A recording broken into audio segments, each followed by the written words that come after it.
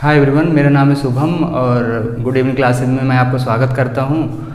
आज से हम लोग MPPSC पॉइंट ऑफ व्यू से इतिहास सब्जेक्ट को शुरू करेंगे। और जैसा कि आप जानते हैं कि इतिहास जो है वो भारत का इतिहास 3 भागों में डिवाइडेड है। पहले प्राचीन भारत का इतिहास आता है, फिर मध्यकालीन भारत का इतिहास, फिर आधुनिक भारत का इतिहास। तो प्राचीन भारत के इतिहास में हम लोग देखेंगे कि ये जो कालखंड है ये 2500 ईसा पूर्व से लेके 650 ईस्वी तक माना जाता है। उसके बाद मध्यकालीन भारत जो है तो वो 650 ईस्वी से लेके 1526 ईस्वी तक माना जाता है। और आधुनिक भारत जो है वो 1526 से, और ये जो हमारी क्रांति हुई थी भारत की स्वतंत्रता की क्रांति 1858 तब तक के लिए आधुनिक काल। और वर्तमान में भी ये, क्योंकि इतिहास चीज़ें तब हो जाती हैं जब वो जारी रहती हैं, और जो चल रहा है वो आगे चल के इतिहास हो जाएगा। तो ये आधुनिक काल का इतिहास हो गया। अब हम लोग, जैसा कि हमने बताया कि आपको हम प्राचीन भारत का शुरू करेंगे, तो प्राचीन भारत में आपको आज मैं सबसे पहले बौद्ध और जैन धर्म के बारे में बताऊंगा। तो चलिए शुरू करते हैं। बौद्ध धर्म, तो सबसे पहले हम लोग बौद्ध धर्म को पढ़ेंगे। और जैसा आप जानते हैं कि इनके संस्थापक जो थे बौद्ध धर्म के, वो महात्मा बुद्ध जी थे, है ना।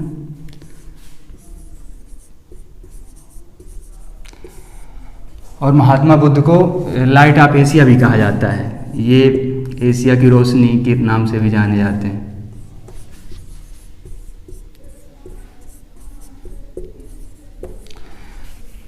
तो ये बौद्ध धर्म जो है तो इसकी उत्पत्ति कैसे हुई, इसके बारे में सबसे पहले हम लोग देखेंगे। तो उत्पत्ति जो होगी तो ये इनका क्रम होगा। पहला क्रम होगा कि उत्पत्ति का कारण।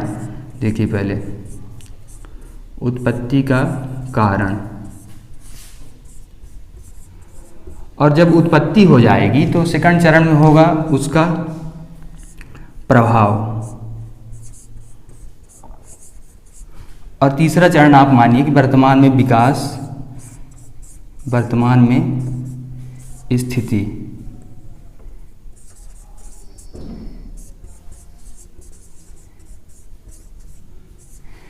तो हम लोग सबसे पहले उत्पत्ति का कारण देखें कि बौद्ध धर्म उत्पत्ति क्यों हुई और इसके पीछे क्या क्या कारण है। तो उत्पत्ति का कारण हम लोग देखते हैं कि पहला कारण जो है तो उत्पत्ति का है कि सामाजिक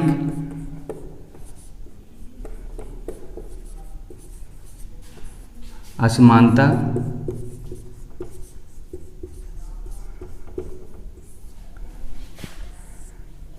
बलि प्रथा एवं हिंसा,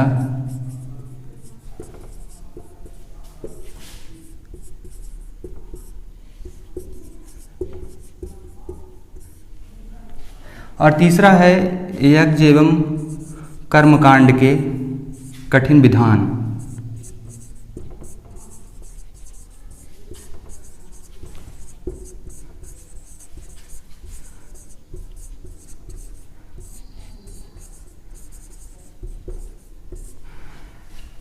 तो सामाजिक असमानता है, बलि प्रथा एवं हिंसा है, यज्ञ एवं कर्मकांड के कठिन विधान है। तो ये चीज़ें जब उत्तर वैदिक काल में बढ़ने लगीं तो जनमानस में असंतोष व्याप्त हो गया, और इस वजह से एक नए धर्म का उदय हुआ जिसे हम बौद्ध धर्म के रूप में जानते हैं। अब हम देखेंगे कि बौद्ध धर्म जो है तो महात्मा बुद्ध से ही शुरुआत हुई है उसकी, और महात्मा बुद्ध उसके संस्थापक हैं। और हम लोग देखेंगे कि महात्मा बुद्ध ने ऐसी कौन कौन सी सिद्धांत, धारणाएँ और मान्यताओं को बल दिया और कौन सी चीज़ों का खंडन किया, वो सब चीज़ें हम देखेंगे साथ में। तो सबसे पहले हम देखते हैं महात्मा बुद्ध के बारे में। महात्मा बुद्ध के बारे में देखते हैं। तो महात्मा बुद्ध ये शाक्य कुल में पैदा हुए थे, इनका कुल शाक्य था। और इनका जन्म जो हुआ था वो नेपाल में लुम्बिनी में, कपिलवस्तु जो से आप जानते हैं, वर्तमान में वो लुम्बिनी है। वर्तमान में वो नेपाल में आता है, पहले भारत में ही था। तो इनका वहाँ जन्म हुआ था। तो इनका जन्म आगे देखते हैं, जन्म कब हुआ था।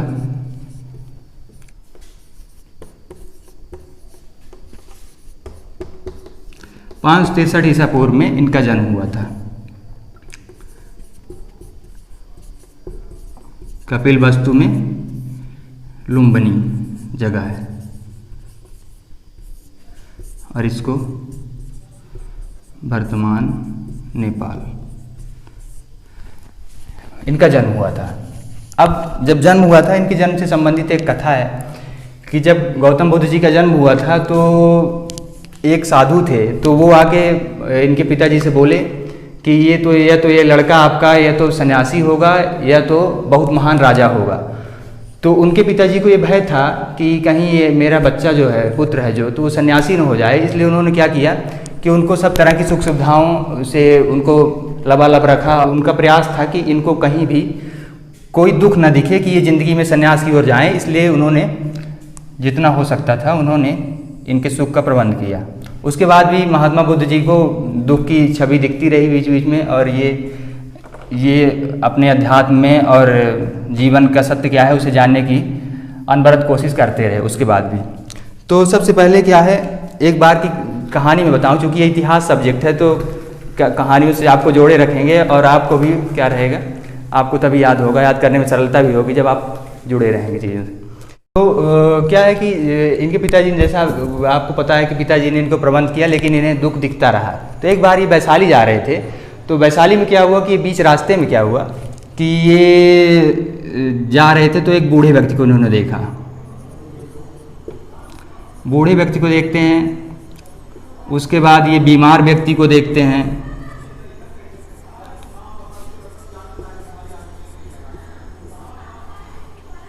उसके बाद एक शव देखते हैं, फिर उसके बाद एक सन्यासी देखते हैं जो क्या है, शांत एवं आनंद मुद्रा में विराजित हैं। तो इन्होंने पूछा अपने सारथी से कि ये जो सन्यासी हैं, ये लोग तो बीमार हैं, दुखी हैं, रो रहे हैं, और ये इतनी शांत मुद्रा में क्यों विराजमान है। तो उन्होंने कहा कि इन्होंने सब चीज़ों का त्याग कर दिया है और ये सन्यासी हैं, और अब चूँकि इनकी चीज़ें नहीं है इसलिए इनको कोई दुख नहीं है। तो इनकी लालसा हुई कि आखिर ये सन्यास में क्या है, ऐसा क्या है जीवन में, इनकी खोज और बढ़ती गई। तो आप ये क्रम याद रखें, है ना। पहला क्रम है ये आपका बूढ़ा व्यक्ति, सेकंड है आपका बीमार व्यक्ति, थर्ड है सब यात्रा देखी थी, और चौथा है सन्यासी को उन्होंने देखा था। तो उसके बाद हम लोग क्या करेंगे कि आगे देखेंगे कि और इनके जीवन में कौन कौन सी घटनाएं घटी हैं। तो पहले हम लोग महात्मा बुद्ध के संबंधित जो व्यक्ति हैं उन्हें देखेंगे कि कौन कौन से व्यक्ति हैं इनके जीवन में। तो उनके नाम देखेंगे, अक्सर परीक्षाओं में पूछता है कि उनके नाम बताइए। तो पहले देखेंगे बुद्ध से संबंधित व्यक्ति। तो व्यक्ति में हम लोग देखेंगे कि पहले इनके पिताजी का नाम देखेंगे, पिता कौन थे, फिर माता देखेंगे, माता जी का नाम, फिर पत्नी का नाम देखेंगे, फिर पुत्र, फिर इनके गुरु देखेंगे, फिर इनके शिष्य देखेंगे, ये आगे चल के गुरु हो गए तो इनके शिष्य हुए, और अन्य संबंधित व्यक्ति देखेंगे।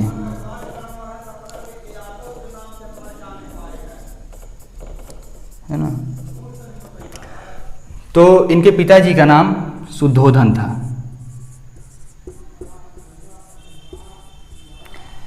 माता जी का नाम महामाया था, लेकिन इनका देहांत हो गया था। ये जब महात्मा बुद्ध पैदा हुए थे उसके 7 दिन बाद इनका देहांत हो गया था। तो इनका लालन पालन इनकी मौसी ने किया था। मौसी का नाम था गौतमी। और एक बात और याद रखिएगा, ये जो गौतमी हैं ये इनकी पहली महिला शिष्या भी हुई हैं, पहली महिला शिष्या महात्मा बुद्ध की, है ना। तो ये आप याद रखिएगा। उसके बाद पत्नी का नाम देखेंगे, यशोधरा नाम था उनका, अक्सर पूछता है ना। यशोधरा के साथ इनका विवाह 16 वर्ष में हुआ था।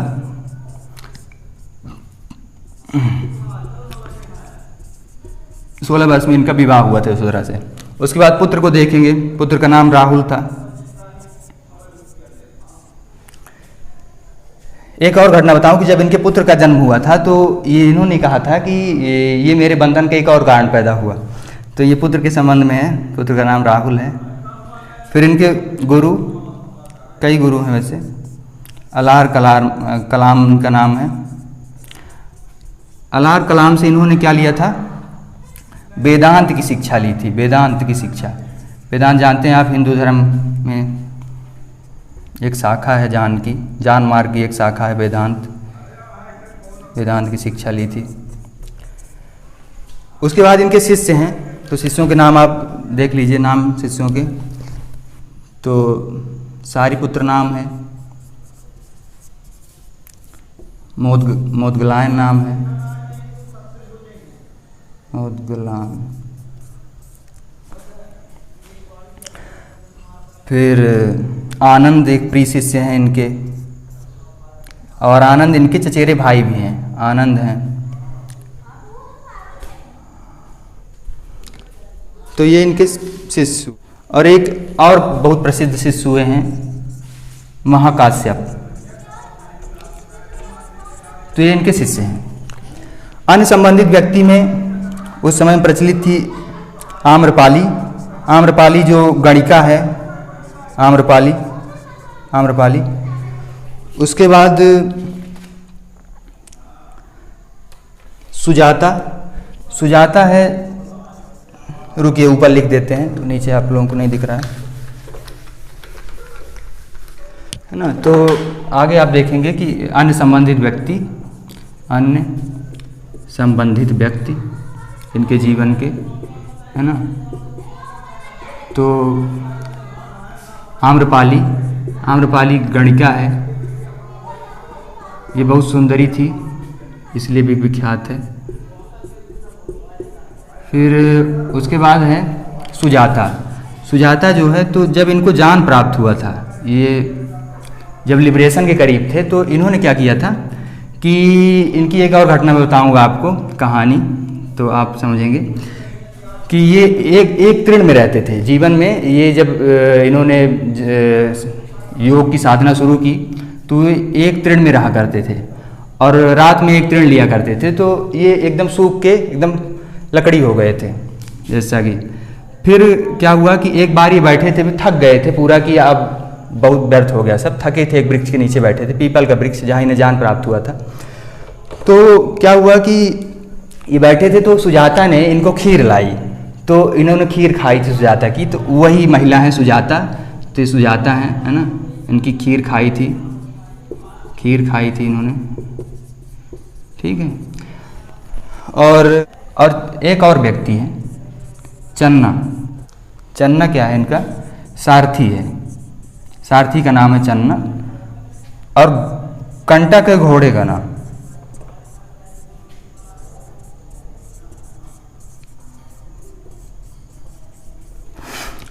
तो ये इनसे संबंधित व्यक्ति हो गए। और हम लोग अब आगे देखेंगे, अब बौद्ध धर्म के हम लोग सिद्धांत देखते हैं, है ना। बौद्ध धर्म के हम लोग सिद्धांत देखेंगे।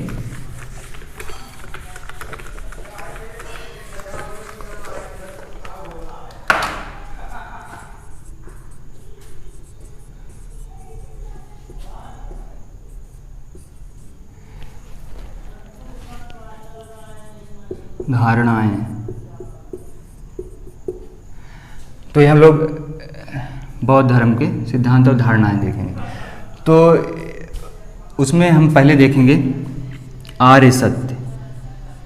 आर्य सत्य मूल है इनका। फिर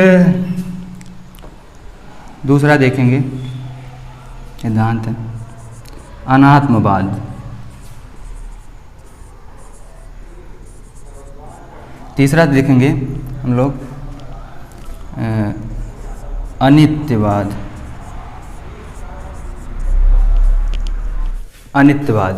तीसरा है अनित्यवाद। इसका दूसरा नाम है क्षणिकवाद भी इसको बोलते हैं।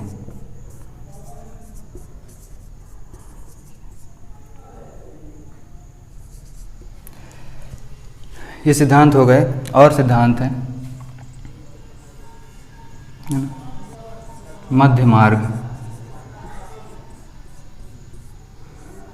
ये बहुत प्रचलित है, मिडिल पाथ भी इसको बोलते हैं।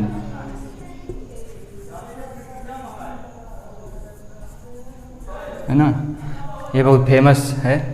मध्यम मार्ग का मतलब एक्सट्रीम में नहीं जाना है, बीच का मार्ग तलाशना है। किसी समस्या में बीच का मार्ग है मध्यम मार्ग। उसके बाद है, मध्यम मार्ग के बाद आप लोग देखिए अष्टांगिक मार्ग। अष्टांगिक मार्ग, अष्ट मान अष्ट मतलब 8, ऐसे समझिए। फिर उसके बाद एक और सिद्धांत है इनका, शून्यवाद।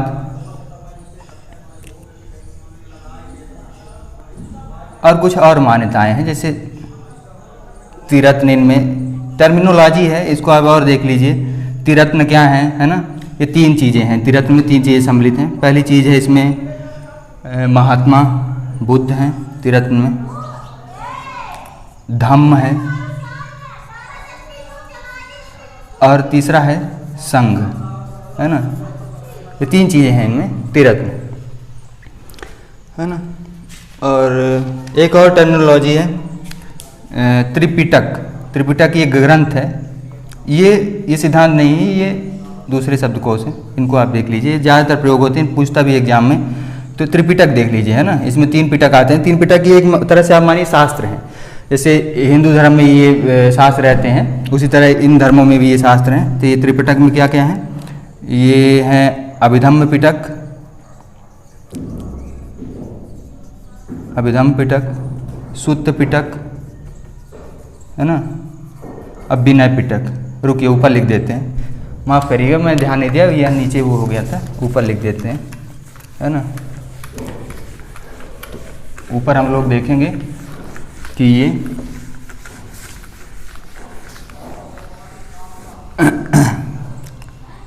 हाँ त्रिपिटक। त्रिपिटक में हम लोग पहले देखेंगे, पहला है सुत्त पिटक, ठीक है ना, सुत्त पिटक। दूसरा है अभिधम्म पिटक,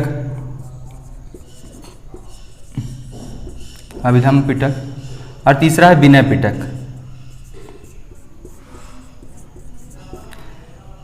ये पिटक एक तरह से ये शास्त्र हैं, बौद्ध शास्त्र हैं ये, है ना, बौद्ध शास्त्र। तो ये हो गया।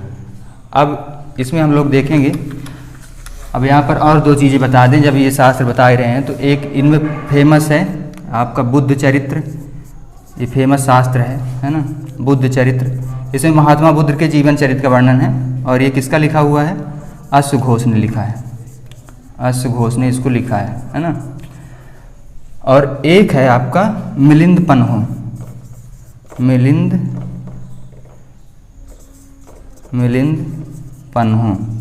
है ना, ये भी अक्सर पूछता है। तो मिलिंद पन्हो में ये है राजा मिलिंद और भिक्षु क्या होता है, एक बर्ड है, भिक्षु नागसेन। भिक्षु एक बर्ड है। भिक्षु में क्या है कि ये जब महात्मा बुद्ध ने निर्वाण प्राप्ति कर ली, ये लिबरेट हो गए, तो इन्होंने लोगों को देखा कि लोग दुख में हैं, तो उनको भी निर्वाण के लिए अग्रसर किया और अपने शिष्य बनाए। तो शिष्य जो थे वो भिक्षु कहलाते थे, है ना, भिक्षु कहलाते थे, भिक्षु। और शिष्याएं जो थी वो भिक्षुणी कहलाती थी। क्या कहलाती थी, भिक्षुणी, है ना। तो ये 2 आप याद रखिएगा, भिक्षु और भिक्षुणी 2 शब्द।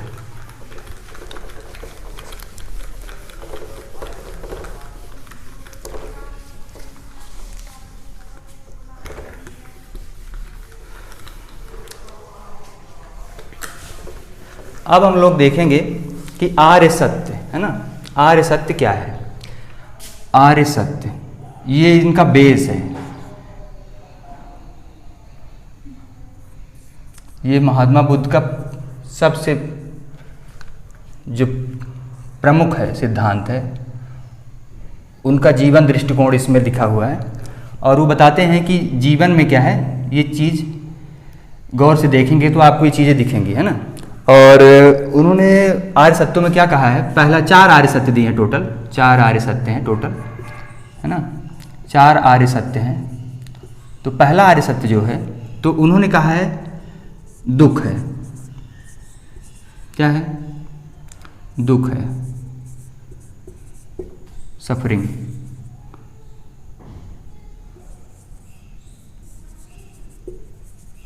है ना, पहला दुख है।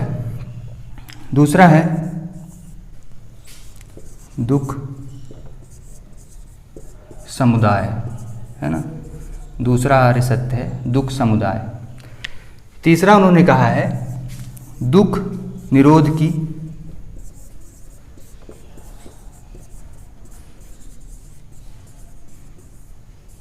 प्रतिप्रदा। दुख निरोध की प्रतिप्रदा का मतलब है दुख निरोध का मार्ग, है ना, इसको आप ऐसे भी लिखिए, दुख निरोध का मार्ग है। दुख है, दुख का कारण है, दुख निरोध का मार्ग है। और चौथा है, माफ करिए, यहाँ पर ये दुख निरोध है ना, नीचे वाले में चौथा है दुख निरोध की प्रतिपदा है, दुख निरोध की प्रतिपदा, है ना। तो ये चौथा जो है, तो ये दुख निरोध का मार्ग है ना, निरोध का मार्ग। अब ये जो मार्ग है दुख निरोध का चौथा, इसी में आपका ये मार्ग बताए हैं कि दुख से लिबरेट कैसे होंगे, है ना। तो उसके लिए उन्होंने दिया है अष्टांगिक मार्ग, है ना, अष्टांगिक मार्ग, अष्टांगिक मार्ग, और बहुत सारी चीज़ें हैं। तो उनमें से वो बोलते हैं कि जब आपकी प्रज्ञा पैदा होगी, प्रज्ञा मतलब होता है विवेक, बुद्धि जब आपकी मथेगी और आपकी बुद्धि और बढ़ेगी तो प्रज्ञा पैदा होगी, और प्रज्ञा के बाद पैदा होगा सील, सील, और उसके बाद होगा समाधि आया ध्यान। ठीक, तो अब चलिए हम लोग इसको देखते हैं अच्छे से, है ना।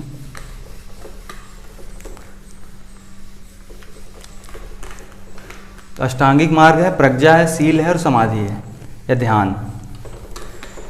तो इसमें जो है प्रज्ञा, सील आपको बताऊं, सील मतलब होता है नैतिक आचरण, सील मतलब होता है नैतिक आचरण।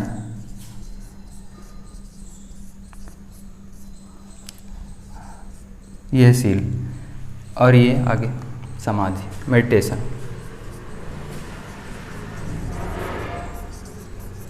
ठीक है, तो अष्टांगिक मार्ग में देखेंगे, है ना। चलिए देखते हैं अष्टांगिक मार्ग, है ना। ये क्या है?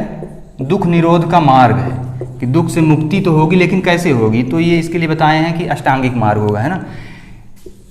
8 फोल्ड पाथ, ये है अष्टांगिक मार्ग। तो इसमें 8 चीज़ें, जैसे मैं बताया पहले ही कि 8 चीज़ें हैं इसमें, तो इसको आप देखेंगे कि जो 8 चीज़ें हैं वो क्या क्या हैं, है ना। तो इसको हम लोग देखते हैं कि 8 चीज़ें जो हैं वो महात्मा बुद्ध ने जो बताई हैं अष्टांगिक मार्ग में, वो क्या क्या हैं। और फिर हम लोग सील की भी चर्चा करेंगे कि सील क्या क्या हैं, और साथ ही साथ हम लोग प्रज्ञा और विवेक, इन सब चीज़ों की चर्चा करेंगे। तो पहले हम देखते हैं अष्टांगिक मार्ग। ठीक, तो पहला मार्ग है सम्यक दृष्टि। सम्यक का अर्थ है सही सही, ठीक ठीक, सही, है ना। और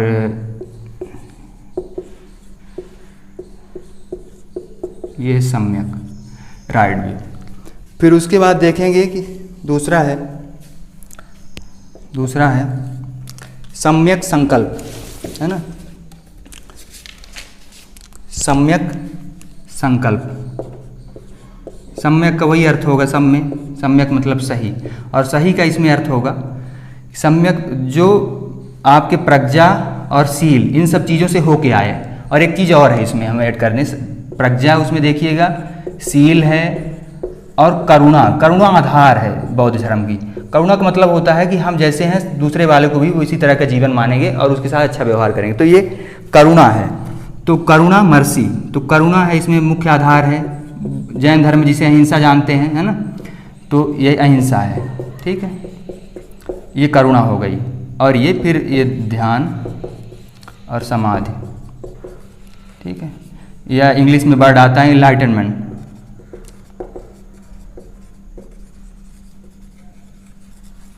ठीक है, तो ये हो गया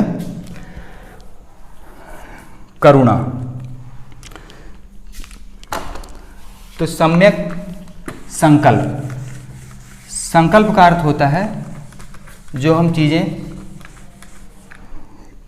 जिसमें हमारा इंटेंशन होगा और ज़्यादा इंटेंशन होगा और होश पूर्वक इंटेंशन होगा, उसे हम बोलेंगे संकल्प, है ना।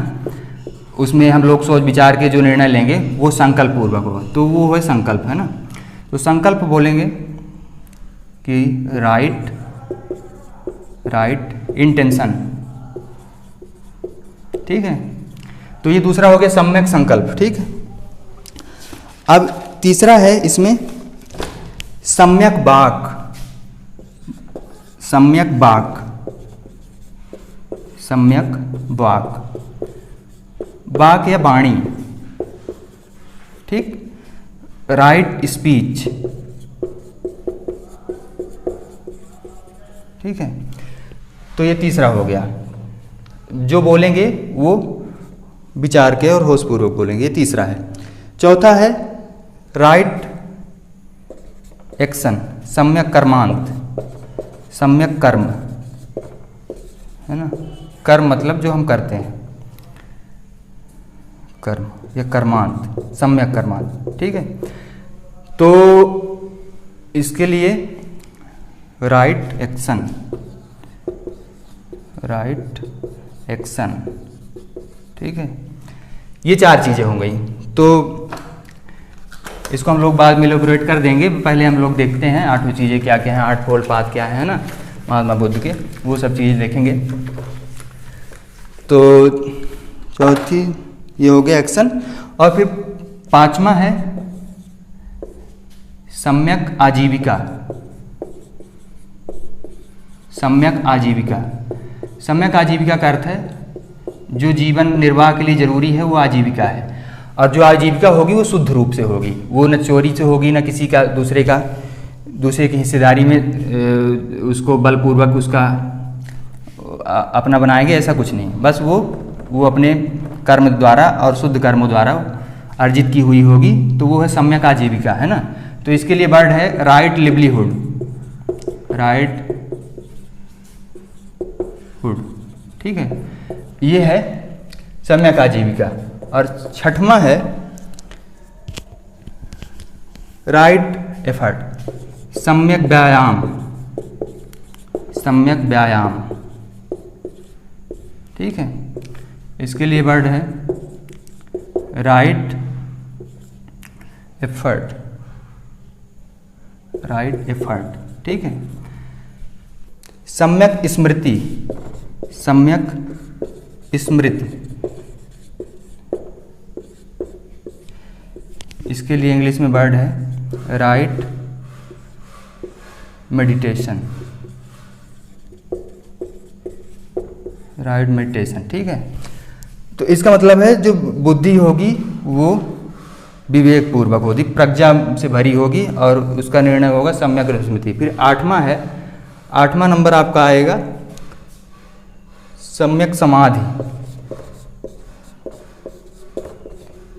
सम्यक समाधि, है ना, सम्यक समाधि। इसके लिए वर्ड है राइट माइंडफुलनेस,